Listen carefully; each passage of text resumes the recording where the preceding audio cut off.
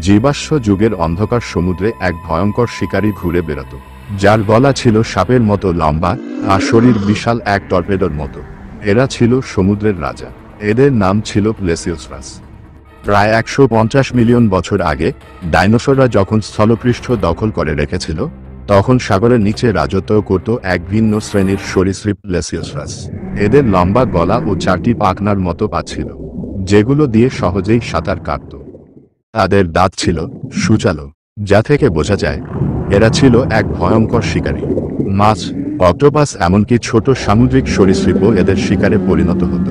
কিন্তু সময় বদলেছে।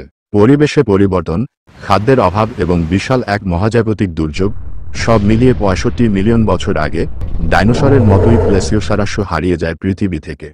তবে প্রশ্ন হচ্ছে, সত্যিই কি তারা সব বিলুপ্ত হয়ে গেছে? স্কটল্যান্ডের লক নেস হ্রদে বহু মানুষ শত বছর ধরে বিশাল এক দানব দেখার দাবি করে আসছে। তাদের ভাষ্যমতে প্রাণীটির মাথা ছোট, গলা লম্বা এবং দেহটা অনেকটা প্লেসিওসারাসের মতো। অনেকে বিশ্বাস করে হয়তো কিছু প্লেসিওসারাস এখনও বেঁচে আছে, আর সেটা গোপনে অন্ধকার জলের নিচে। কিন্তু বিজ্ঞান বলে তাদের টিকে থাকার মতো যথেষ্ট প্রমাণ নেই। লক নেস খুব ঠান্ডা, সেখানে প্লেসিওসারাস টিকে থাকা সম্ভব নয়।